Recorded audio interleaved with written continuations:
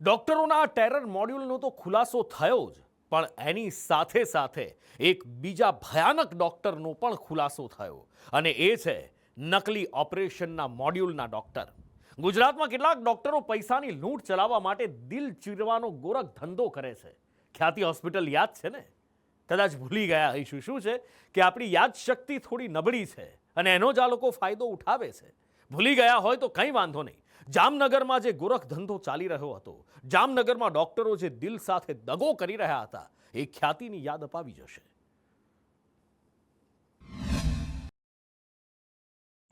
Hospital શબ્દ સાંભળતા જ ભલભલાને પરસેવો છૂટવા લાગે છે. સાજા માણસના હાજા ગગડી જાય છે. ત્યાં બીમાર દર્દીની તો શું વાત કરવી. હોસ્પિટલમાં આવેલો દર્દી ગભરાયેલો હોય છે. તે બીમારીના નિદાન માટે આવ્યો હોય છે. તેના મનમાં વિશ્વાસ હોય છે કે તેની સામે વ્હાઇટ એપ્રન પહેરીને ઉભેલો ડોક્ટર ભગવાનનું બીજું રૂપ છે, જે તેની આ જિંદગી બચાવશે, તેને બીમારીના દુઃખ દર્દમાંથી મુક્ત કરાવશે. પણ તેને માલુમ નથી હોતું કે લાલચમાં અંધ બનેલો આ ડોક્ટર તેના માટે ભગવાનનું બીજું રૂપ નહીં, પણ જીવતો જાગતો શૈતાન છે, જે તેના શરીરની ખોટી રીતે ચીરફાડ કરવાનો છે, ખોટા ઓપરેશન કરવાનો છે. ઓપરેશનમાં મોતનું જોખમ પણ છે, પણ લાલચુ ડોક્ટર પોતાના લોભમાં આ રિસ્ક પણ લે છે, કારણ કે જીવ તમારા અમારા જેવા સાદા ભોળા માણસોનો જ જવાનો છે, આ શૈતાનનું નહીં. જામનગરની જેસીસી હાર્ટ ઇન્સ્ટિટ્યૂટમાં આવો જ એક શૈતાન હોવાનું ખુલ્યું છે. નામ છે ડોક્ટર પાર્શ્વ વોહરા. અમદાવાદમાં ખેતીકાંડના સમગ્ર ગુજરાતમાં પડઘા પડ્યા હતા, ત્યારે ખેતીકાંડ જેવો જ વધુ એક કાંડ જામનગરમાં સામે આવ્યો છે. આ ઘટના સામે આવતા જ એક પીડિત પરિવાર પણ સામે આવ્યો છે અને ડૉક્ટર ઉપર આક્ષેપ કર્યા છે કે તેઓએ થોડા દિવસ પહેલાં જ તેના ડૉક્ટરના જણાવ્યા પ્રમાણે તેમના પરિવારના એક સભ્યનું એન્જિયોગ્રાફી કરવામાં આવ્યું હતું, અને એન્જિયોગ્રાફી કર્યા બાદ તેના પરિવારના મોભીનું મૃત્યુ થયું છે. ત્યારે પરિવારના સભ્ય દ્વારા કાયદેસરની કાર્યવાહી ડૉક્ટર ઉપર કરવામાં આવે તેવી માંગ ઉઠી છે. તો સાથે સાથે આ બનાવને લઈને જામનગર શહેરના ડૉક્ટરોમાં ભારે ચર્ચા જાગી છે. મૃતકના ભાઈનો આરોપ છે કે તેમનો ભાઈ બાઇક ચલાવીને હોસ્પિટલ આવ્યો હતો, પણ હોસ્પિટલ વાળાઓએ એવું તો શું કર્યું કે તેમના ભાઈનું મોત થયું. 23/9 અહીંયા અમને આવ્યા હતા બતાવવા, આપણે જેસીસી વોરા સાહેબની. અહીંયા અમને એને એમ કહેવામાં આવ્યું કે તમારી નળીયું બ્લોકેજ છે, એટલે એને એન્જિયોગ્રાફી કરવું પડશે. અને અમને એમ કીધું, અમે કીધું અમારે રાજકોટ જવું છે, અહીંયા નથી કરાવવું. તો કે ના, એ ગયા તમારી પાસે સમય નથી, એ ગયા તમે રાજકોટ પહોંચી શકો. અને ખરેખર એવું હતું નહીં. મોટાભાઈ બાઇક લઈને અહીંયા આવેલા હતા. અમે પાછળથી ફોન કરેલ એટલે ત્યારે આવેલા, એટલે અમને પણ એ જ કીધેલું કે એન્જિયોગ્રાફી કરવું પડશે ને આ એ તકલીફ છે અને સ્ટેન બેહારવા પડશે. અને કાર્ડમાં હતું, દીકરા પાસે આ રમેશભાઈ પાસે બધી સહી કરાવી લીધી, અને પછી એ કે એન્જિયોગ્રાફી કરવું પડશે. અંદર જ્યારે એ બેઠા હતા ત્યારે અમે બે ભાઈ 10 મિનિટ સુધી ફ્રેશ વાત કરેલ હતા. આ એન્જિયોગ્રાફી થયા એક કલાકમાં તો ડેથ થઈ ગયા. આ ખેલ કેમ? તો ગરીબ દર્દીઓના આવા ઓપરેશન શા માટે? ગરીબો થોડા પૈસા આપવાના હતા. ડોક્ટર આ ખેલ કરતો પીએમજે યોજનામાંથી પૈસા માટે.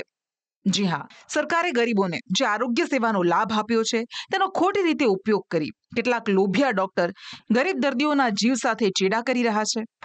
તાજેતરમાં જામનગર જેસીસી હોસ્પિટલમાં જે બનાવ બનેલ એ ખરેખર દુઃખદ ઘટના છે.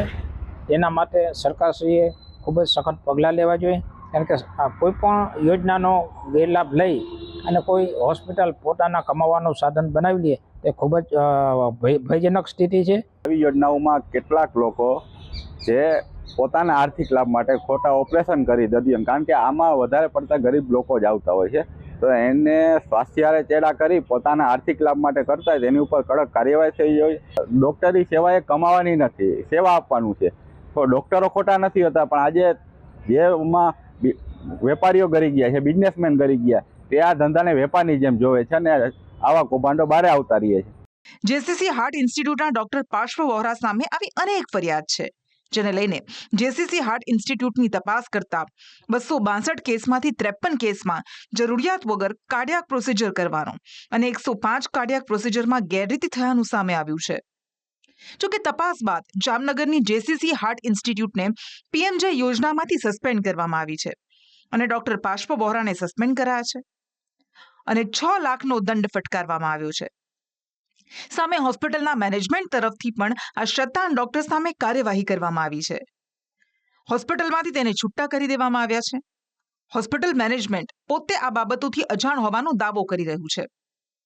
સાહેબ દ્વારા થતી ગેરનીતિઓ ધ્યાનમાં આવતા જ ઓગસ્ટ 2022માં સાહેબને ટર્મિનેટ કરી દેવામાં આવ્યા. ડૉક્ટર પાસોવરાએ ઘણી બધી વસ્તુઓ પોતાની મનમાનીથી કરેલ છે, જેની મેનેજમેન્ટને પાછળથી ખબર પડી. અત્યાર સુધીમાં જેસીસી હાર્ટ ઇન્સ્ટિટ્યૂટમાં લગભગ 800 એન્જિયોપ્લાસ્ટી થઈ હતી.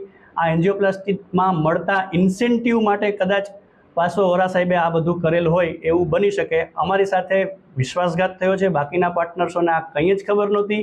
સરકારશ્રી દ્વારા આપેલી માહિતી પછી અમને આ બધી ખબર પડી છે. એટલે અમે વિશ્વાસઘાત માટે લીગલ એક્શન લેવા જઈ રહ્યા છીએ.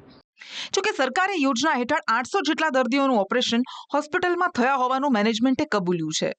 જોકે પીએમજે યોજનામાં કૌભાંડ કરતી કોઈ પહેલી હોસ્પિટલ નથી. આવા શૈતાનો તો શહેરે શહેર છે. થોડા દિવસ પહેલા આવી જ 4 હોસ્પિટલ સામે કાર્યવાહી કરવામાં આવી હતી, જેમાં 2 હોસ્પિટલ તો સત્તાધારી પક્ષના નેતાની હતી. આરોગ્ય મંત્રીએ પહેલી થયેલી કાર્યવાહી સમયે સ્પષ્ટ કર્યું હતું કે ગેરરીતિ કરનાર કોઈ પણ હશે તેની સામે કાર્યવાહી કરાશે. ત્યારે હવે જામનગરમાં પૈસા માટે લોકોના દિલ ચીરતા અને ખોટી રીતે ઓપરેશન કરી ગરીબ દર્દીઓનું ઢીમ ઢાળતા શૈતાન ડોક્ટર વિરુદ્ધ કડકમાં કડક કાર્યવાહી થાય અને સરકારી યોજનામાં લૂંટ ચલાવતી આવી હોસ્પિટલ્સ બંધ થાય તેવી માંગ ઉઠી છે. જામનગરથી ઉપેન્દ્ર ગોહિલ સાથે બ્યુરો રિપોર્ટ, સંદેશ ન્યૂઝ.